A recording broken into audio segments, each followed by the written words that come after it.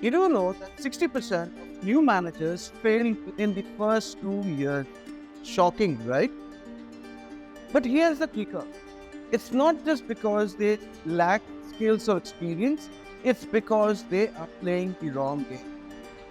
Today we're going to show you why some leaders soar with, you know, so very high while others simply crash at work.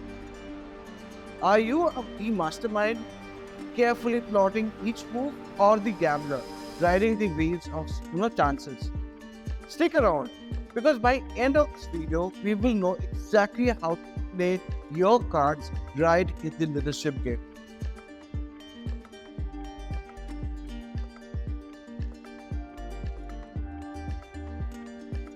Have you ever felt like you are always 10 steps ahead, but your team is still failing behind? Welcome to the world of Chess Masters Leader. These are strategies, the planners, the ones who can see the entire board before making their first move. They are the ones with color-coded spreadsheets and 5-year plans, always ready with a backup for their back. But here's the thing, in today's fast-paced, unpredictable business world, being a chess master isn't always the winning strategy. Imagine this. You are a CEO of a tech startup. You have spent months meticulously planning your product launch, considering every possible scenario. But then a competitor swoops in and with a similar product, beating you to the market by weeks. Suddenly, all those carefully laid plans, they're about as useful as a chase strategy in a game of Monopoly. This is what is called a chase master's dilemma. While carefully planning is crucial, not too much of it can lead to analysis paralysis. Yes, you heard it correct. You are so busy trying to predict every possible outcome that you miss the opportunity right in front of you. It's like trying to win a race by studying the tracks so thoroughly that you actually forgot to start running. What I'm saying, the research backs this up. A recent study by McKinsey and Company found that in a rapidly changing industries, companies that made big moves quickly outperform those who are stuck in rigid long-term plans. Another study in Harvard Business Review showed that excessive planning can actually decrease a team's ability to adapt to unexpected changes. So what's a chase master? Give up on the strategy altogether? Not quite. The key is to develop what we call adaptive strategy. This approach combines the foresight of a chess master with the flexibility of, you will get to know that in a moment. So what does adaptive strategy mean? It means staying ahead of the game while remaining nimble enough to change the course when needed. It's about setting clear long-term goals, but being open to multiple paths to reach them.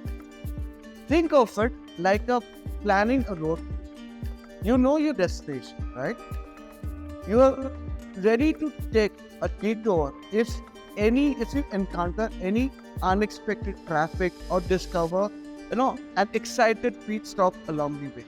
But wait, if careful planning isn't always the answer, watch the alternative. What if there's a way or a leadership style that thrives on uncertainty? That saw chaos not as a threat but as an opportunity.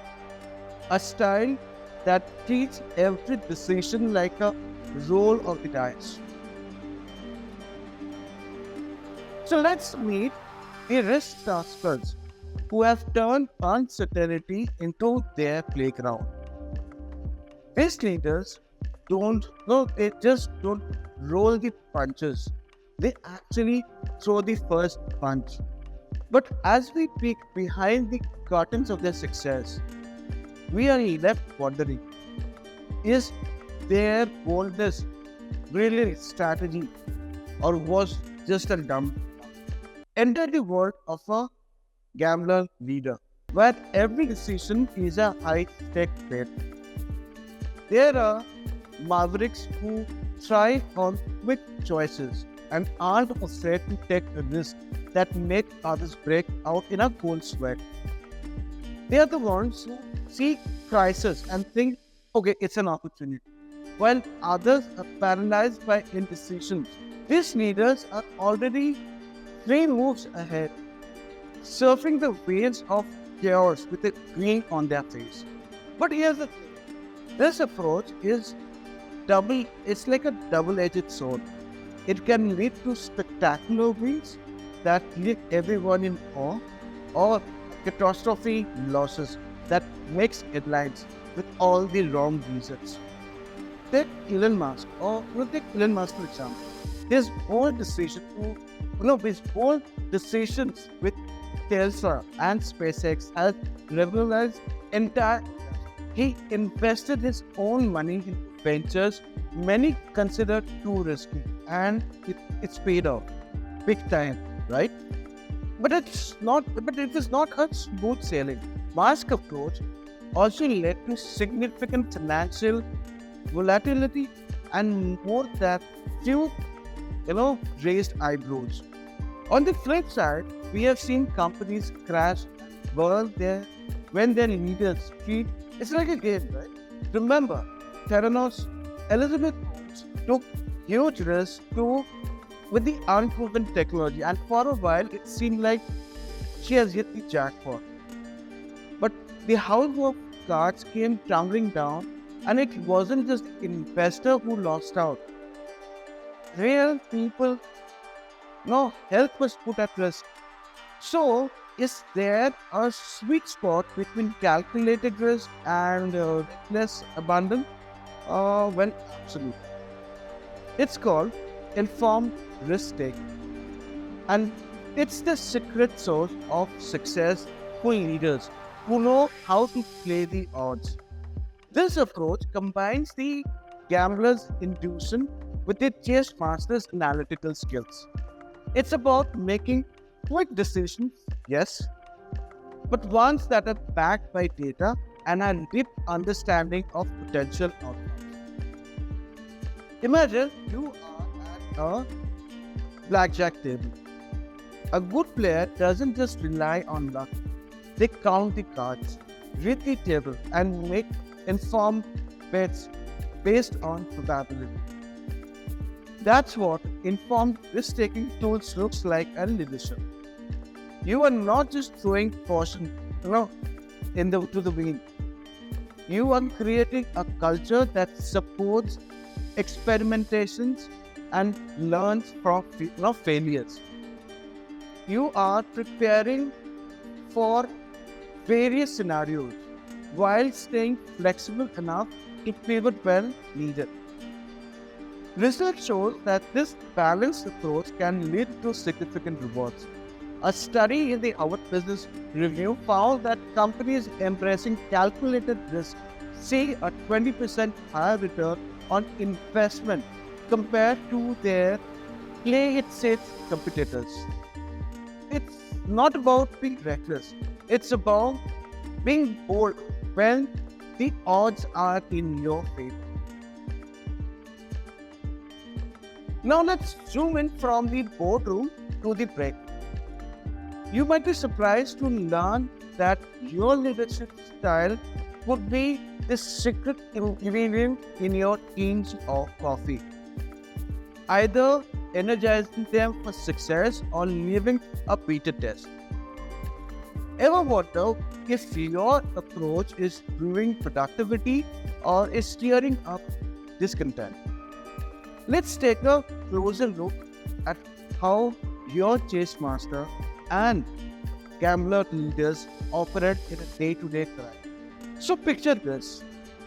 The chess master arrives at the office, armed with a detailed agenda and a meticulously planned schedule. They have mapped out every task, allocated resources with precision, and have contingently plans for all potential hiccups. On the other hand, our gambler leader strolls in, ready to tackle whatever the day throws their way, excited by the prospect of unexpected challenges. So, when it comes to team motivation, the chess master relies on clear goals and structured reward system. They believe in a layout, they believe in laying out a clear path to success and guiding their team along it. Whereas the gambler, however, thrives on creating an atmosphere of excitement and possibility. They inspire their team by encouraging bold ideas and celebrating quick wins. But this is where it gets a little more interesting. Both styles have their strengths and weaknesses when it comes to problem solving. The chess masters excel breaking down complex issues, managing steps, ensuring no detail is overlooked. The gambler, on the other hand, shines in crisis situations, making quick decisions and pivoting strategies on the fly. So, how do these different approaches impact team morale and productivity? Research shows that employees tend to be happier when they have a degree of personal connections with their leaders. The gambler boss is approachable. Risk-taking style often fosters this connection more naturally. However, the chess master's clear direction and thorough planning can provide a sense of security that boosts productivity. When it comes to innovation, the gambler seems to have an edge. By encouraging risk-taking and valuing experimentation, they create an environment where creativity thrives.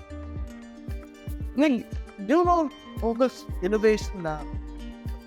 They actually incentivize team members for projects that don't succeed, but it's also fostering a culture that's where failure is seen like an opportunity. So here's the $1,000,000 question. Which leadership style do employees prefer? Surprisingly, the answer isn't clear cut. Studies show that employees value different leadership qualities depending on the situation. In stable environments, they appreciate the chess master's thoroughness. In times of changes or crisis, they often rally behind the gambler's decision-making action. So what if the ideal approach isn't either extreme but something in between?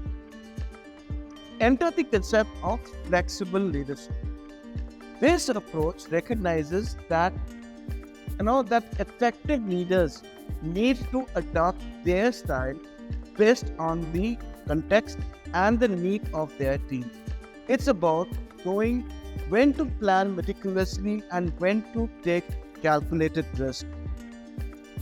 It's the art of motivating your team by clearly connecting their roles to the company's vision, while also fostering an environment that celebrates both success and learning from failures. Uh, while adaptability is the key, there is one scenario that separates the true leaders from the rest, right? Which is crisis. When a disaster looms and every second counts, does the chess master's preparation or the gambler's audacity save the day? The answer might surprise you. Picture this: your company's stock has just plumped 30% overnight due to a major product recall. The media is circling like vultures. Investors are panicking and your team is looking to you for guidance. This is the moment where leadership theories meet cold, hard reality. Would your chase master or gambler leaders handle this pressure cooker situation? Let's start with the chase master. They would likely retreat to their office, assemble their crisis management team, and start methodically working through the pre-established contingency plan. Their strength lies in their preparation. They have likely, anticipated various crisis scenarios and have a protocol in place. They would focus on gathering all available data, analyzing the situation with every angle, and crafting a careful response strategy. On the flip side, a gamble leader would be out in the stretches, making rapid fire decisions. They would be on the phone with key stakeholders, organizing an emergency press conference, and relying the troops with an impromptu motivational speech. Their agility and decisiveness could help contain the situation quickly, potentially stemming the tide of negative press and investor panic. So, which style is better equipped to handle sudden drastic changes? The surprising answer is it depends. Different crises call for different approaches. A financial meltdown might require the calculated moves of a chase master, while a PR disaster could benefit from a quick thinking of a gambler. But here's the real kicker. The most effective crisis leaders aren't just chess masters or gamblers. They are both. They have the foresight to plan potential crises, but also have the flexibility to adapt when things don't go according to the plan. They make quick decisions based on limited information, but also know when to step back and analyze the bigger picture. So, what's the ultimate leadership style? It's not about being a chess master or a gambler. It's about mastering both the games. The most effective leaders can strategize like a grandmaster and take calculated risk when needed. They are flexible, adapting their approach to the situation at the hand. So here's your challenge. Take a hard look at your natural leadership style. Are you more comfortable planning every move or making split decisions? Or rather, split second decisions? Now start practicing the opposite. If you are a planner, try making quick calls. If you are a risk taker, spend time mapping out long-term strategies. As you reflect on your leadership journey, ask yourself, what game are you really playing? Are you stuck into one mode, or are you learning to switch between the chase and the dice as well as the situation demands? So if you like this video, please subscribe and share it. I'll see you in the next video. Till then, take care.